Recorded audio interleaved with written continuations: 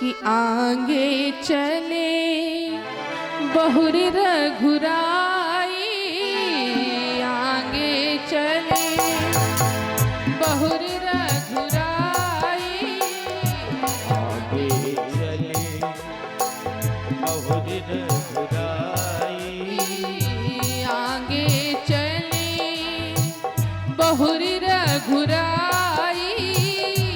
आगे चले बहुर रघुराई, ऋष्यमुख पर्वत नियर आई, ऋषिमुख पर्वत नियर आई, ऋष्यमुख पर्वत नियर आई, ऋषिमुख पर्वत नियर आई।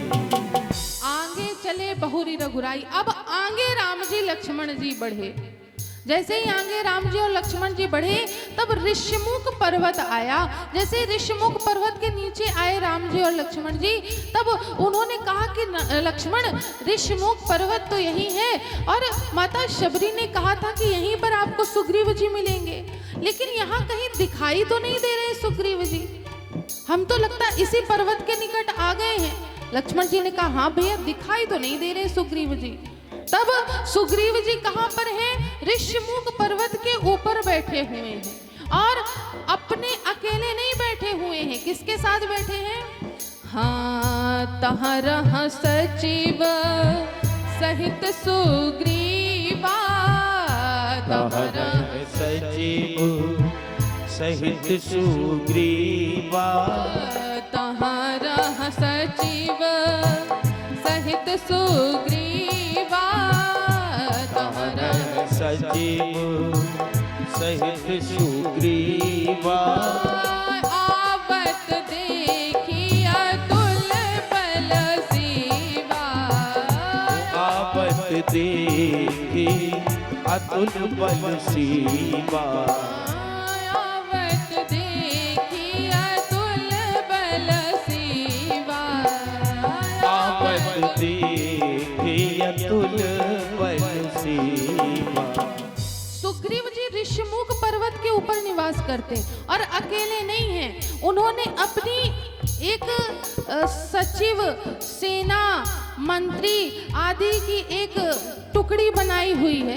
देखिए, वो राजा नहीं है, लेकिन उन्होंने स्वयं से अपनी एक वो बना ली है कि स्वयं राजा हैं ऋष्यमुख पर्वत के और सारी ये मेरी सभा लगी हुई है। जैसे ही ऋष्यमुख पर्वत के ऊपर से सुग्रीव जी ने दो धनुषधारी को देखा तो सुग्रीव जी डर गए कि कहीं उनका भाई तो किसी को नहीं भेज दिया है मेरा वध करने के लिए, क्योंकि बाली को एक श्राप है कि वो ऋष्यमुख पर्वत नहीं आ सकता है। अगर ऋष्यमुख पर्वत आएगा तो वह मर जाएगा, इसलिए बाली तो नहीं आएगा इस पर्वत पर। शायद उसने किसी दो राजकुमारों को भेजा हो मेरा वध करने के लिए। तब यहाँ पर सुग्रीव जी ने हमारे हनुमान जी महाराज से कहा है कि हे हनुमान जी, आप जाकर के देख के आइए कि ये दो राजकुमार कौन हैं। अब देखिए, इस श्री राम कथा में आज पहली बार हनुमान जी आ रहे हैं। इसके पहले तो नहीं आए ना, जयकारा ही बस में आते थे। आज पहली बार हनुमान जी आ रहे हैं और ये हनुमान जी ना कलिकाल के प्रत्यक्ष देवता हैं। तो एक निवेदन करें, मानेंगे? मानेंगे तो बताएं। आप लोग ऐसे मत उनका स्वागत करिए, आप लोग थोड़ा सा खड़े हो जाइए और खड़े होकर के हनुमान जी महाराज, अच्छा जाने मत लगिएगा, भी कथा बाकी है, केवल हनुमान जी महाराज का स्वागत करने के लिए खड़ा करा रहे हैं। कि जो केसरी के लाल मेरा छोटा सा ये काम, की जो केसरी के लाल मेरा छोटा सा ये काम, की जो केसरी के लाल मेरा छोटा सा ये काम, की जो केसरी के लाल मेरा छोटा सा ये काम, मेरा राम जी से कह देना जय सिया राम, मेरा राम जी से कह देना जय सिया राम, मैं राम संग जपती तुम्हारा सदा नाम, मैं राम संग जपती तुम्हारा सदा नाम,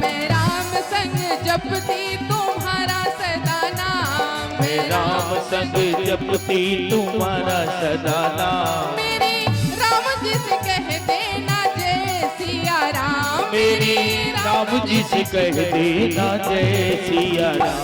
कि जो केसरी के लाल मेरा छोटा सा ये काम। ये जो केसरी के लाल मेरा छोटा सा ये काम।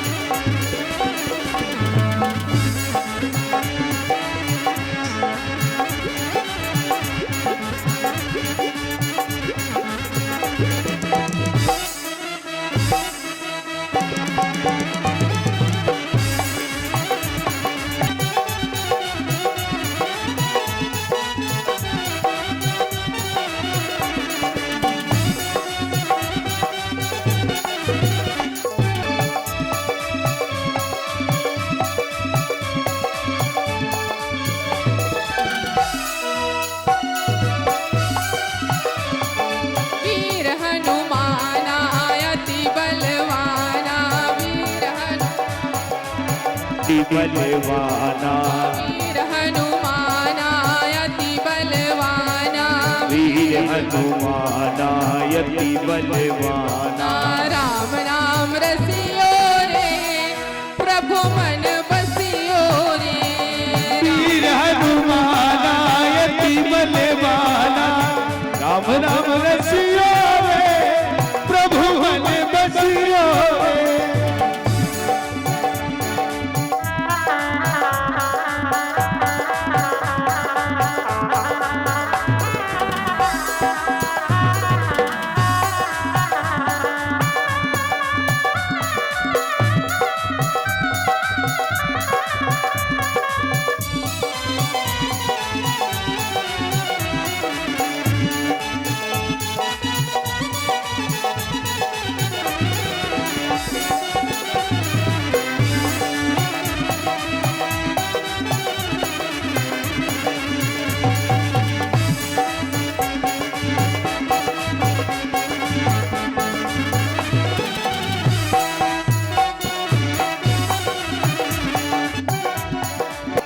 दुनिया में देव हजारों है बजरंग बली का क्या कहना। दुनिया में देव हजारों है बजरंग बली का क्या कहना।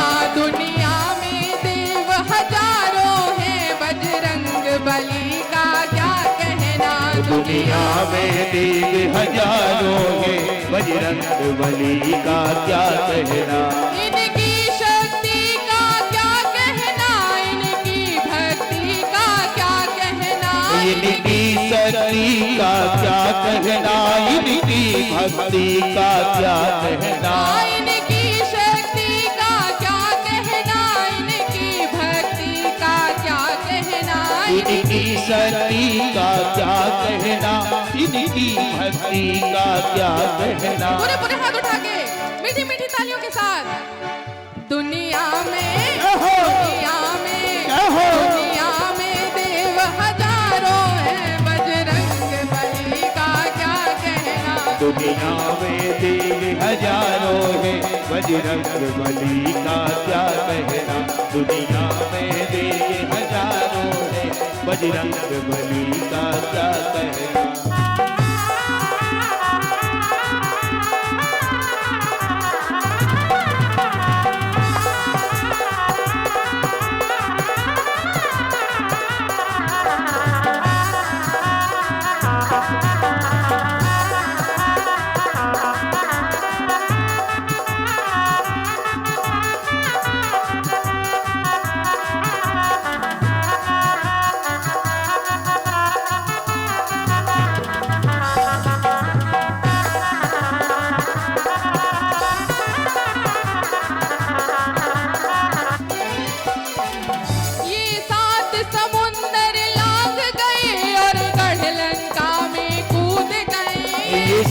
समंदर लाग गए और गढ़ लंका में कूद गए। ये सात समुंदर लाग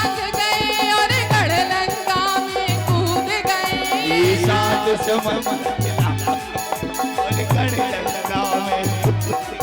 रावण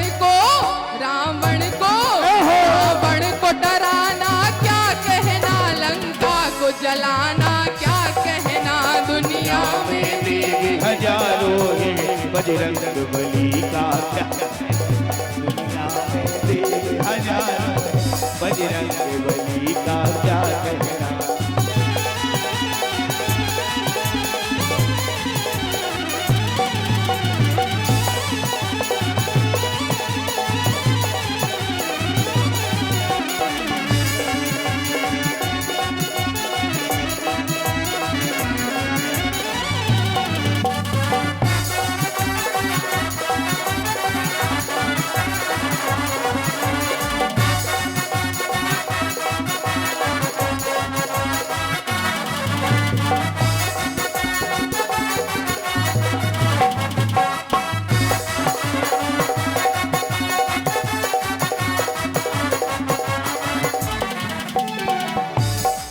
जब लक्ष्मण जी बेहोश हुए संजीवन बूटी लान गए, जब लक्ष्मण जी बेहोश हुए संजीवन बूटी लान गए, जब लक्ष्मण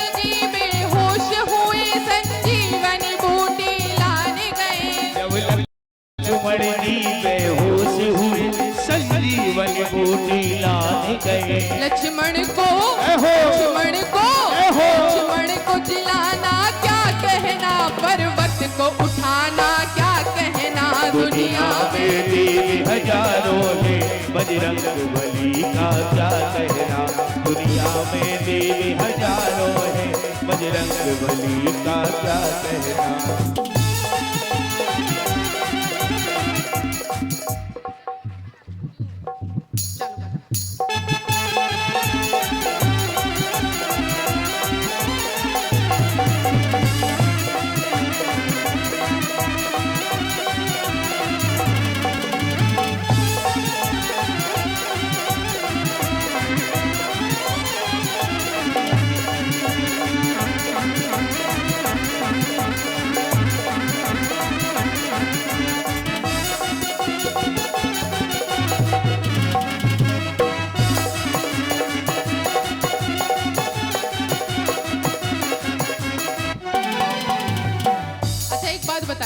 कौन कौन प्रसन्न है कि आज कथा में हनुमान जी महाराज पधार गए।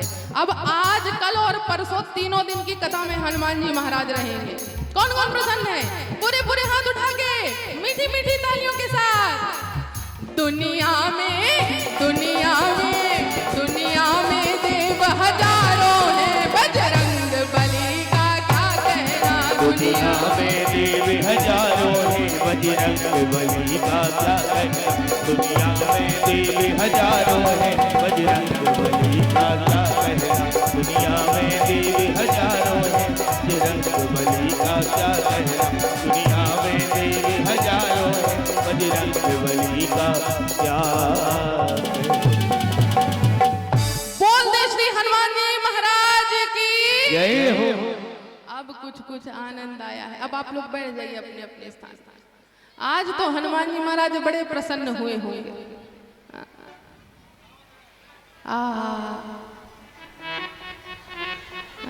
थक तो नहीं गए खड़े खड़े? नहीं? अच्छा चलिए। आज देखिए श्री राम कथा में हनुमान जी महाराज का पदार्पण होता है। हनुमान जी महाराज को सुग्रीव जी भेजते हैं कि जा करके आप देख के आइए कि ये वनकलधारी धनुषधारी कौन है। अब हनुमान जी महाराज आए राम जी और लक्ष्मण जी की परीक्षा लेने के लिए, और देखिए अपने वेश में नहीं आए हैं। उन्होंने एक ब्राह्मण का वेश धारण किया, विप्र का वेश धारण किया, और राम जी और लक्ष्मण जी के आगे खड़े हो गए और कहने लगे कि हे राजकुमार, आप लोग कौन हैं? दिखने में तो आप किसी राजा के पुत्र लगते हैं। आपके जो हाथ पैर हैं ये बड़े कोमल हैं, आप बड़े सुकुमार हैं, आप तो कोई राजा के पुत्र समझ में आते हैं। आप कौन हैं? और अगर आप राजा के पुत्र हैं तो ये तपस्वी वेश क्यों धारण किया है? हाथ में धनुष बाण क्यों लेकर के आप तपस्वी वेश जटाजूट धारण करके आप चल रहे हैं? आप कौन हैं? राम जी तो समझ गए कि ये हनुमान जी हैं, लेकिन राम जी ने कहा अच्छा आज हनुमान मेरे सामने बन करके आया है। इसलिए राम जी ने कहा कि अब हनुमान अगर बन के आया है तो मैं भी इसको अपना वास्तविक परिचय नहीं दूंगा, जो इस जगत संसार का परिचय है वही परिचय मैं हनुमान को दूंगा। राम जी ने कहा कि हे विप्र, मैं अयोध्या के राजा दशरथ का पुत्र राम हूँ, ये मेरा छोटा भाई लक्ष्मण है। हम लोग 14 वर्षों के वनवास काल में आए थे, मेरी पत्नी का हरण हो गया तो मैं उनके खोज में आगे जा रहा हूँ। आप कौन हैं? जैसे ही हनुमान जी महाराज ने सुना कि राम, वैसे ही हनुमान जी महाराज राम जी के चरणों में लेट गए और प्रणाम करने लगे। लेकिन यहाँ पर राम जी ने हनुमान जी महाराज को अभी उठाया नहीं। जब कोई ज्यादा प्रेम के वशीभूत होके में प्रणाम करने लगे तो हम भी प्रेम में आके अरे उठो भैया, उठो भैया। लेकिन यहाँ पर राम जी ने अभी हनुमान जी को उठाया नहीं है। क्यों नहीं उठाया? क्योंकि अभी हनुमान जी ना अपने वेश में नहीं आए हैं। जो ये हनुमान जी का स्वरूप है, इस स्वरूप में नहीं आए, एक ब्राह्मण देवता के स्वरूप में आए। तो राम जी देखिए कह रहे हैं कि अगर हनुमान बन करके आया है तो मैं बने हुए लोगों को स्वीकार नहीं करता हूं। जो बन करके मेरे सामने आए उसको मैं कभी स्वीकार नहीं करता। मेरे सामने जो जैसा है उसी रूप में, उसी स्वभाव में, उसी व्यवहार में अपने आप को मुझे सौंप दे, उसको मैं स्वीकार करता हूं। मैं बने हुए को नहीं स्वीकार करता। जब श्रृंगवेरपुर में राम जी रात्रि रुके, पता चला कि कल गंगा पार करेंगे राम जी, सारे नाविक अपनी अपनी नावों को सजाने लग गए कि हमारी नाव बड़ी सुंदर लगे, हमारी नाव बड़ी सुंदर लगे। जिस सुंदर नाव में भगवान सुंदर नाव में ही बैठेंगे। लेकिन क्या ऐसा हुआ? भगवान तो उस केवट की टूटी फूटी नाव में बैठे हैं। क्यों? क्योंकि उस केवट ने रात्रि भर भगवान का नाम सुना और उनके नाम का प्रभाव ये रहा कि भगवान अगले दिन उसकी नाव में बैठे। और बाकी जो नाविक थे ना, वो तो पूरी रात अपनी नाव सजाने में लगे रह गए, भगवान के आगे बन करके जाने में लगे रह गए। इसलिए भगवान उनकी नाव में नहीं बैठे। इसलिए कभी भगवान के आगे बन करके मत जाइए। आप जैसे देखिए, भगवान से कुछ नहीं छुपा। अगर कोई सोचे कि भगवान से कुछ छुपा हुआ है, हम कुछ छुपा ले जाएंगे, कुछ नहीं छुपा हुआ है, सब भगवान जानते हैं। अब उसके बाद जो सब कुछ जानता हो और उसके बाद भी बन करके जाए भगवान के आगे, तो भगवान कहते हैं कि जब तुम बन के आए हो तो मैं तुमको स्वीकार करने वाला नहीं हूं। इसलिए सदैव ये व्यवहार बना के रखिए कि जब भगवान के सामने पहुंचिए तो जिस प्रकार आप हैं उसी प्रकार उनके सामने पहुंच जाइए। ज्यादा वीआईपी बन के जाने की आवश्यकता नहीं है। और आजकल का तो समय ही ऐसा है कि भगवान के आगे ही वीआईपी बन के जाते हैं। कहीं दर्शन करने गए ना मंदिर में, तो जितना आपके पास सोर्स और सिफारिश होगी कि भैया फोन करके वहां कह दो हम अमुक मंदिर में जा रहे हैं, हमारी थोड़ी व्यवस्था कर देंगे, जगह खाली करा देंगे, ऐसा कर देंगे। दर्शन के लिए नहीं जाते, दिखाने के लिए जाते।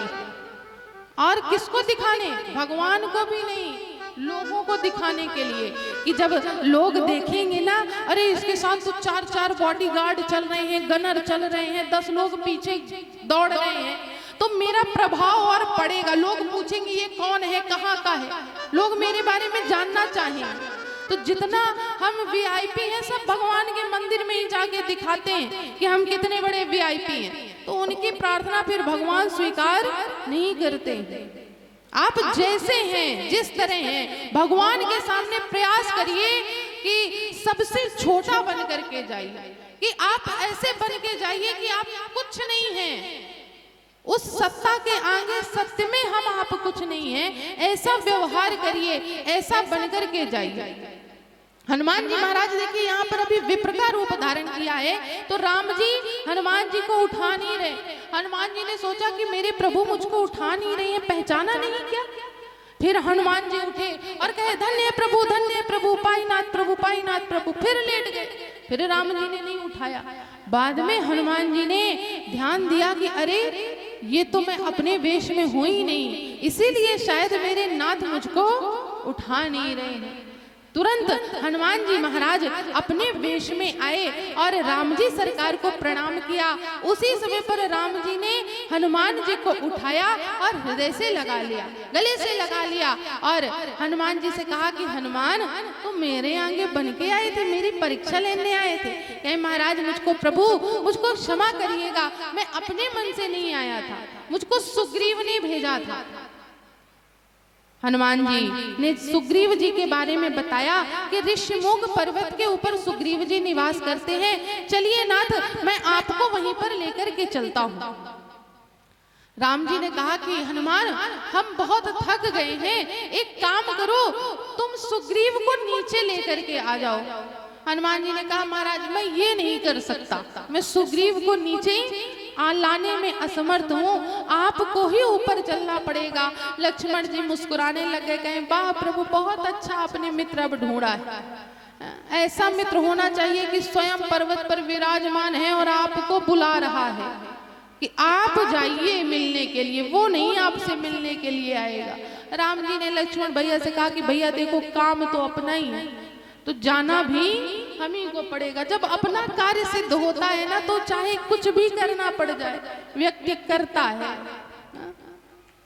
लेकिन आजकल का समय ऐसा है कि दूसरों के कल्याण के लिए भी व्यक्ति को कुछ भी करना पड़ जाता है। जैसे उदाहरण के लिए बताएं, पूछिए तो बताएं।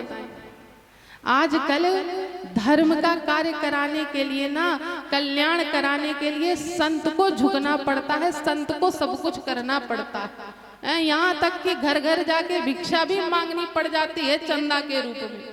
अच्छा स्वयं का कल्याण कराने के लिए नहीं, आप लोगों का ही उससे कल्याण होगा। अच्छा दान करेंगे तो दान का फल भी आपको प्राप्त होगा, भगवान की कथा सुनेंगे उसका भी फल आपको ही प्राप्त होगा। संत को कुछ नहीं मिलने वाला। संत को तो एक ये है कि हमारे द्वारा एक धर्म का कार्य हो जाए, धर्म का प्रचार और प्रसार हो जाए। लेकिन आजकल का तो उल्टा ही समय है, अपना कल्याण भी कराना है और मेहनत भी नहीं करनी है। लेकिन राम जी ने कहा कि भैया काम तो अपना है तो चलना भी अपने को ही पड़ेगा। हनुमान जी से राम जी ने कहा कि हनुमान चलो फिर, अब तुम नहीं मानते हो तो वैसे हम लोग थक गए हैं, अब जाने का बिल्कुल भी अभी मन नहीं है, लेकिन समय बढ़ता जा रहा है, हमें वैदेही को ढूंढना है, सीता को ढूंढना है। तो एक काम करो हनुमान, अब हमको पर्वत की ओर ले चलो। जब हनुमान जी ने सुना कि मेरे प्रभु थक गए हैं, अब वह चल नहीं सकते, तब हनुमान जी ने कहा कि नाथ आप एक काम करिए, आप अगर इतने थक गए हैं तो आप मेरे कंधे पर विराजमान हो जाइए, मैं आपको और लखन भैया को अपने कंधे पर बिठा करके ले जाऊंगा।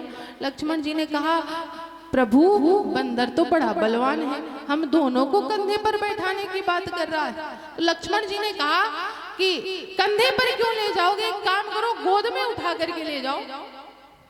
तब हनुमान जी महाराज ने कहा कि लक्ष्मण भैया मैं गोद में तो उठा करके ले जाऊंगा, लेकिन जब मैं अगर गोद में उठाऊंगा ना तो मुझको संशय है कि कहीं मेरे हाथ से आप छूट ना जाएं। लेकिन अगर आप और राम जी सरकार मेरे कंधे पर विराजमान हो जाएंगे तो मुझको पूरा विश्वास है कि मैं आपको बड़ी सहजता के साथ ऋषमुख पर्वत तक ले जाऊंगा। क्यों? लक्ष्मण जी ने कारण पूछा कि भैया ऐसा क्यों कह रहे हो। तब यहाँ पर एक अच्छा बात बताइए कि बिल्ली के बच्चे ने, बिल्ली को किसने किसने देखा है? बिल्ली देखा है? अच्छा बिल्ली का बच्चा जब छोटा होता है, नवजात होता है, तो बिल्ली रानी अपने बच्चे को कैसे उठाती है? मुंह में दबा करके ना, मुंह में दबा के उठाती है। तब माँ अपने बच्चे को पकड़ के रखती है, इसलिए चाहे वह कितनी भी लंबी छलांग मारे, कितनी दूर जाए, लेकिन वह बच्चा गिरता नहीं है क्योंकि उसकी माँ ने उसको पकड़ के रखा है। और वहीं एक तरफ बंदर का बच्चा होता है, बंदर का बच्चा सदैव अपनी माँ को पकड़ के रखता है, माँ उसको अपने गोदी में ऐसे लेकर के चलती है और छलांग लगाती है, और जैसे ही छलांग अगर गलत तरीके से लग गई ना तो बंदर का बच्चा गिर के समाप्त हो जाता है। क्यों? क्योंकि बच्चे ने माँ को पकड़ा है, इसलिए गिरने की संभावना ज्यादा है। अगर माँ बच्चे को पकड़ के रखेगी तो वो कभी नहीं गिर सकता। इसलिए हनुमान जी ने कहा कि नाथ मैं आपको कंधे पर इसलिए बैठा के लेके जाऊंगा कि आप मेरे कंधे पर विराजमान होंगे और आपका हाथ मेरे सिर पर रखा रहेगा, तो गिरने की तो कोई बात ही नहीं है, क्योंकि आप मुझको पकड़ के रखेंगे, इसलिए मैं आपको कंधे पर बैठा के लेके जाऊंगा। राम जी हनुमान जी की इस बात को सुन करके ना बड़े प्रसन्न हुए कि वाह, क्या मुझको बुद्धिमान मेरा भक्त मिला है। और हनुमान जी तो हैं ही हैं बुद्धि के देवता। हनुमान जी ने यहाँ पर राम जी और लक्ष्मण जी को अपने कंधे पर बिठाया और ऋषिमुख पर्वत के ऊपर ले गए। अब सुग्रीव जी के पास पहुंचे। सुग्रीव जी से राम जी की सारी कथा बताई कि ये अयोध्या के राजा दशरथ जी के पुत्र हैं और इनकी भार्या का हरण हो गया और ये उनकी खोज में निकले हुए हैं। सुग्रीव जी का परिचय कराया कि नाथ ये बाली का भाई है सुग्रीव। एक दिन एक राक्षस आया और बाली को युद्ध के लिए ललकारा। बाली जैसे ही युद्ध के लिए गया तो उस राक्षस मायावी राक्षस गुफा के अंदर घुस गया। तब बाली ने सुग्रीव से कहा कि सुग्रीव मेरा 15 दिनों तक तुम यहीं पर प्रतीक्षा करना, अगर मैं वापस ना आया तो समझ लेना कि मैं समाप्त हो गया, मेरे प्राण चले गए। बाली अंदर गया, 15 दिन क्या 1 माह व्यतीत हो गया जब बाली अंदर से बाहर नहीं आए। और बाहर क्या आया, रक्त निकलने लग गया गुफा के बाहर। बाली जब बाहर नहीं आए तो सुग्रीव ने सोचा कि लगता है उस राक्षस ने मेरे भैया को मार दिया। और सुग्रीव जी अब आए किष्किंधा में और स्वयं राज सिंहासन पर बैठ गए। अब बाली कुछ दिनों बाद जब आए, बाली को क्रोध आया और क्रोध के वशीभूत होकर के यहाँ पर बाली ने सुग्रीव को किष्किंधा से निकाल दिया। तब से सुग्रीव जी ये ऋषिमुख पर्वत पर निवास करते हैं। नाथ सुग्रीव जी ने कहा कि प्रभु मैं आपकी भार्या के बारे में शायद थोड़ा जानता हूँ। सुग्रीव जी से राम जी ने पूछा कि कैसे? कहने लगे कि नाथ जब रावण उनको ले जा रहा था ना तो उन्होंने कुछ आभूषण फेंके थे इस ऋषिमुख पर्वत पर। मैं कुछ दिखा देता हूँ, अगर ये वही आभूषण हो तो आप इसका पहचान कर लीजिए। राम जी लक्ष्मण जी को उन आभूषणों को दिखाया गया। तब राम जी ने उन आभूषणों से कहा कि हाँ ये तो मेरी सीता के ही आभूषण हैं, जनक नंदिनी के आभूषण हैं। अब सुग्रीव तुम देर मत करो, मेरी भार्या सीता की खोज के लिए तत्काल मेरी मदद करो। सुग्रीव जी ने कहा नाथ मैं ऐसे ही मदद नहीं कर सकता, पहले आपको मेरी सहायता करनी पड़ेगी, उसके बाद ही मैं आपकी सहायता कर सकता हूँ। लक्ष्मण जी ने कहा बहुत बढ़िया मित्र मिला प्रभु आपको, वो आपकी सहायता मांग रहा है, आप उसकी सहायता मांग रहे हैं, आप दोनों किसकी सहायता करेंगे? आप सहायता के लिए आए, वो खुद ही कह रहा है कि आप मेरी सहायता करिए। अच्छा आप किसी के यहाँ पर कोई सहायता लेने के लिए जाइए कि भैया हमको 10,000 की बड़ी जरूरत है, तत्काल हमको दिए जाए, और उल्टा वो आदमी कहने लगे कि भैया हमको 20,000 की जरूरत है, थोड़ी देना। कैसा लगेगा? यहाँ पर राम जी सहायता के लिए गए और सुग्रीव जी खुद कह रहे पहले मेरी सहायता करिए तब मैं आपकी सहायता करूंगा।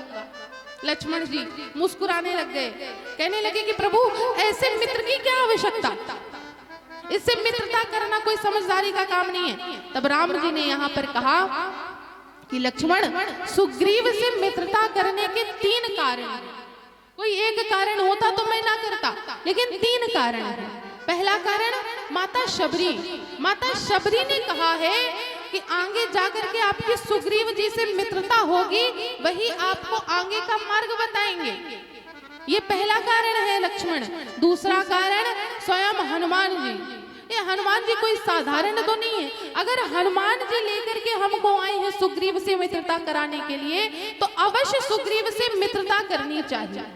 और तीसरा कारण स्वयं जगत जननी सीता।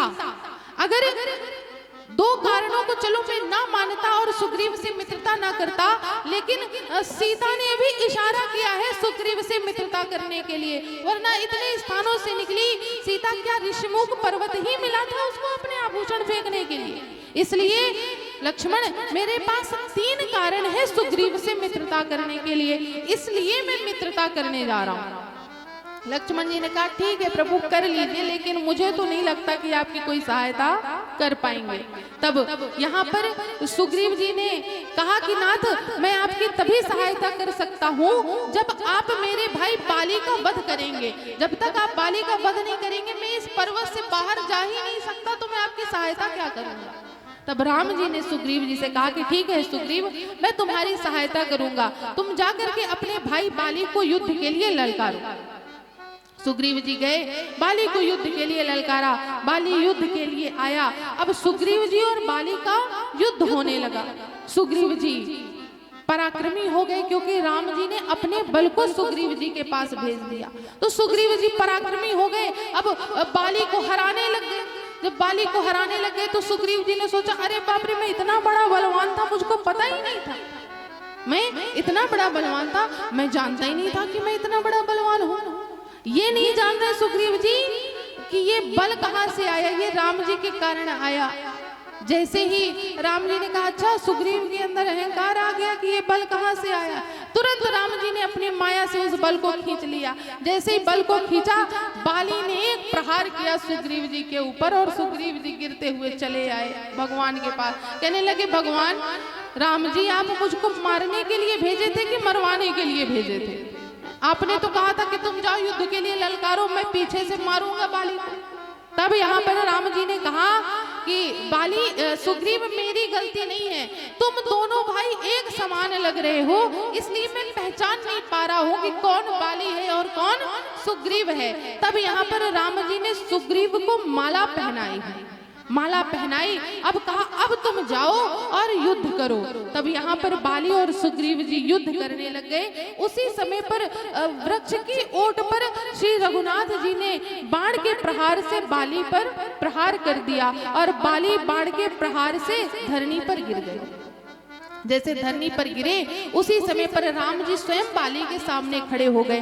बाली ने कहा कि नाथ, मेरा क्या अपराध था कि आपने मेरे प्राण हरे? मेरा कोई अपराध तो नहीं है आपसे, ना मेरा कोई बैर है। आपने सुग्रीव को अपना मित्र मान लिया और मुझे अपना शत्रु मान लिया, इसका क्या कारण है? तब यहाँ पर राम जी ने कहा कि देखो बाली, ये मैंने तुमको अकारण नहीं मारा है, इसका एक बहुत बड़ा कारण है। क्यों? क्योंकि मैं उन्हीं को मारता हूँ जो अधर्मी होते हैं, जो गलत मार्ग पर जाते हैं, जो व्यभिचारी होते हैं, उन्हीं को मारने के लिए मेरा अवतार हुआ है। और तुमने उन्हीं में से एक अपराध किया है। क्या अपराध किया है? तुमने सुग्रीव की पत्नी को अपने पास रखा है। सुग्रीव की पत्नी रोमा को तुमने अपने पास रखा है, उसी का परिणाम है कि आज मैंने तुमको मारा है, उसी का ये दुष्परिणाम है। बाली ने कहा कि नाथ, अब ये तो एक बहाना है, मैं इतना बड़ा पापी तो नहीं हूं, ये मुझको पता है। राम जी ने कहा कि कैसे पता? कहने लगे, नाथ, अगर मैं इतना बड़ा पापी होता तो आप मुझे मारने के लिए नहीं आते। जैसे ही बाली ने ये कहा, राम जी का हृदय करुणा से भर गया और बाली से कहने लगे कि बाली, मुझे तुम्हारी बात अच्छी लगी और तुम चाहो तो मैं तुमको प्राण दान दे सकता हूँ। तब यहाँ पर बाली ने कहा कि नाथ, अब मुझको जीने की कोई इच्छा ही नहीं है। अरे जिसकी मृत्यु स्वयं भगवान के हाथ हो, भला उसको और क्या चाहिए? बाली ने कहा कि नाथ, अब आप मुझको प्राण दान मत दीजिए, अब तो आप मुझको अपने चरणों में शरणागति प्रदान करिए। देखिए, हमारे पास है ना बहुत से मौके आते हैं मांगने के, भगवान से मांगने के, लेकिन हम मांगते क्या हैं? गाड़ी, बंगला, अच्छी सरकारी नौकरी, पद प्रतिष्ठा, हम ये मांगते हैं। कभी भगवान की अविरल भक्ति नहीं मांगते। चाहे हमारे पास जितना हो ठाकुर जी ने दिया हो, उसके बाद भी हम भगवान से मांगेंगे धन ही, संपदा ही मांगेंगे, प्रतिष्ठा ही मांगेंगे। इस बात का विवेक होना चाहिए कि हमें भगवान से मांगना क्या है। यहाँ पर भगवान ने जिससे जिससे मांगने के लिए कहा है ना, सबने भगवान से उनकी भक्ति मांगी है। जब केवट भैया गंगा के पार उतारा ना भगवान को, तब राम जी ने कहा मुद्रिका देने लग गए। तब केवट ने कहा कि नाथ, मुझको ये सब कुछ नहीं चाहिए, ये सोने की धातु मुझे नहीं चाहिए, ये अंगूठी मुझे नहीं चाहिए, ये आभूषण मुझे नहीं चाहिए। क्या चाहिए? राम जी ने पूछा। तब केवट भैया कहते हैं क्या कि मेरे सिर पर रख दो राघव, हो मेरे सिर पर रख दो राघव, अपने ये दोनों हाथ, देना हो तो दीजिए जन्म जन्म का साथ, देना हो तो दीजिए जन्म जन्म का साथ। हो मेरे सिर पर रख दो राघव, मेरे सिर पर रख दो राघव, सर पर रख दो राघव, अपने ये दोनों हाथ, देना है तो दीजिए जन्म जन्म का साथ, देना है तो दीजिए जन्म जन्म का साथ।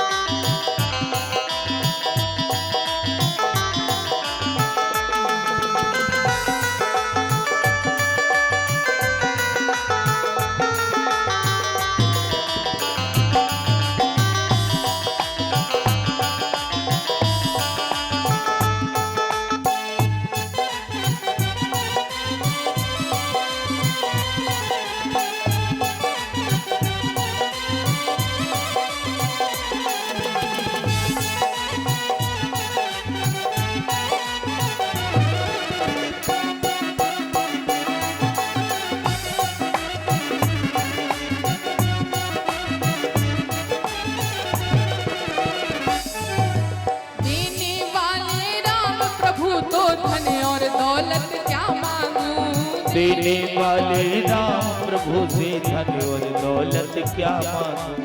देने वाले राम प्रभु तो धन और दौलत क्या मांगू। देने वाले राम प्रभु तो धन और दौलत क्या मांगू।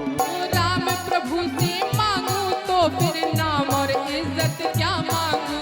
राम प्रभु से मांगू तो फिर नाम और इज्जत क्या मांगू। राम प्रभु से मांगू तो फिर नाम और इज्जत क्या मांगू।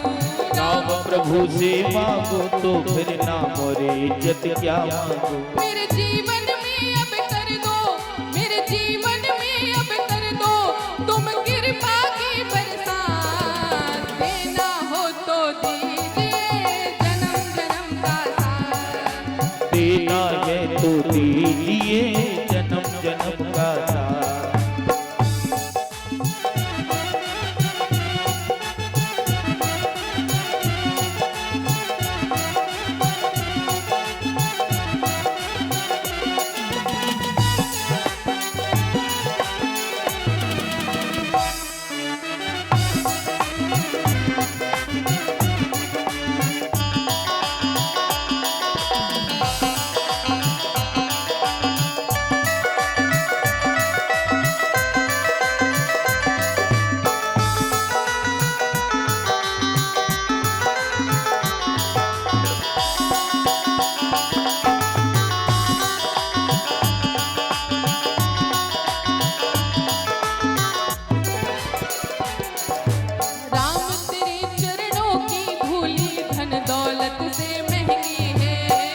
तेरे चरणों की धूली धन दौलत से महंगी है।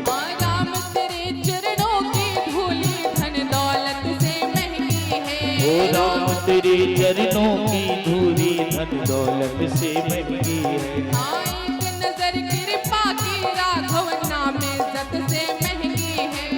एक नजर कृपा की राघव नाम इज्जत से महंगी है। एक नजर कृपा की राघव नाम इज्जत से एक नजर कृपा की राघव नाम जग से महंगी। मेरे दिल की तमन्ना यही है, मेरे दिल की तमन्ना यही है, करूं सेवा तेरी दिन रात, देना हो तो दीजिए जन्म जन्म का साथ। वो देना है तो दीजिए जन्म जन्म का साथ, देना है तो दीजिए जन्म जन्म का साथ।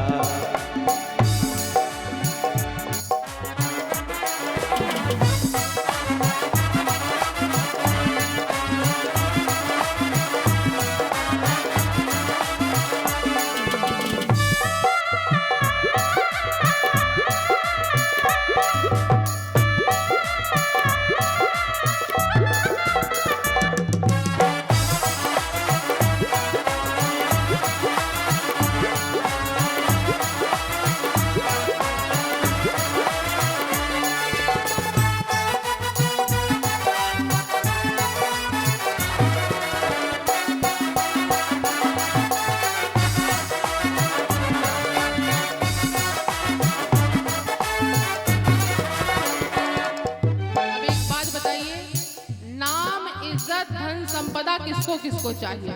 हाथ उठाइए। अरे बाप रे बाप, 7 दिन भगवान की कथा सुनना व्यर्थ, ये भजन सुनना व्यर्थ। धन संपदा इज्जत मान प्रतिष्ठा किसको किसको चाहिए? बहुत लोगों को चाहिए। और भगवान की कृपा किसको किसको चाहिए? अच्छा, बड़े आप लोग तो बड़े चतुर हैं, दोनों चीजें चाहिए, नाम इज्जत धन संपदा और साथ साथ भगवान की कृपा। अरे बाप रे, मतलब नरसिंहगढ़ वाले तो बड़े चतुर निकले भाई, दोनों चीजें चाहिए।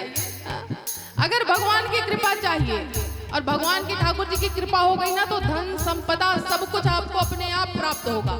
जिसको जिसको ठाकुर जी की कृपा चाहिए, राघव जी की कृपा चाहिए, पूरे पूरे हाथ उठा के मीठी मीठी तालियों के साथ, वो मेरे सिर पर रख दो राघव, मेरे सिर पर रख दो राघव, अपने ये दोनों हाथ, देना हो तो दीजिए जन्म जन्म का साथ, देना है तो दीजिए जन्म जन्म का साथ, देना है तो दीजिए जन्म जन्म का साथ।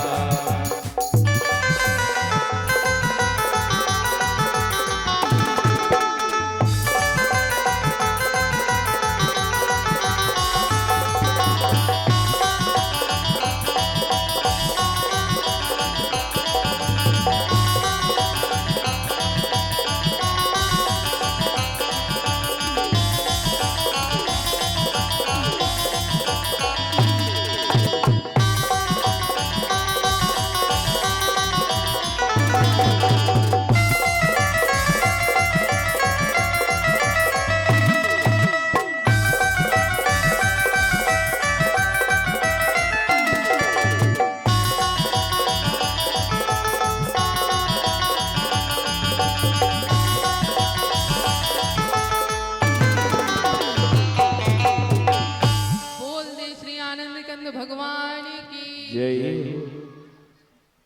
अच्छा, एक चीज मान गए, बड़े चतुर हैं आप लोग भाई, हा? सब चीज चाहिए, धन संपदा भगवान की कृपा सब कुछ चाहिए और करना कुछ ना पड़े। ये भी एक बात और है, करना भी कुछ ना पड़े। कहने कहने से तो भगवान के नाम का कीर्तन होता है, और चाहिए सब कुछ कि भगवान सब कुछ दे दे और हम ऐसे ऐसे बस करते करते लेते जाएं। अच्छा, बहुत से लोग पता है ऐसे ताली बजाते हैं, ऐसे नहीं बजाते। आने दो भगवान, सब कुछ आने दो, यहीं आने दो हमारे पास, और कहीं न जाने दो, आने दो भगवान। ऐसी ताली तो नहीं बजाते आप लोग, इसीलिए हाथ उठवा के ताली बजाते कि भैया ऐसे बजाओगे तो ऐसे ऐसे करते रहोगे, लाइए भगवान, लाइए भगवान, गाड़ी भी ले आइए, घर भी ले आइए। बोल दे श्री आनंदगंध भगवान की जय। यहाँ पर राम जी ने बाली को शरणागति प्रदान करी, बाली ने अपने प्राणों को छोड़ा, तारा आई विलाप करने लगी। राम जी ने यहाँ पर उनको समझाया और समझा करके वापस भेजा। अब सुग्रीव जी का किष्किंधा में लक्ष्मण जी द्वारा राज्याभिषेक कराया गया। अंगद जी को युवराज पद पर विराजमान कराया गया। और राम जी ने अब सुग्रीव जी से कहा कि अब सुग्रीव, मैं इस प्रवर्षणगिरि पर्वत पर अब चतुर्मास तक निवास करूंगा और इस चतुर्मास के बाद तुम तत्काल आना और उसके बाद हम सीता की खोज पर आगे बढ़ेंगे। सुग्रीव जी ने कहा ठीक है प्रभु। अब यहाँ पर राघव जी चतुर्मास में प्रवर्षणगिरि पर्वत पर निवास करते हैं और हम आप भी अब अपनी कथा को यहीं पर निवास विश्राम देते हैं।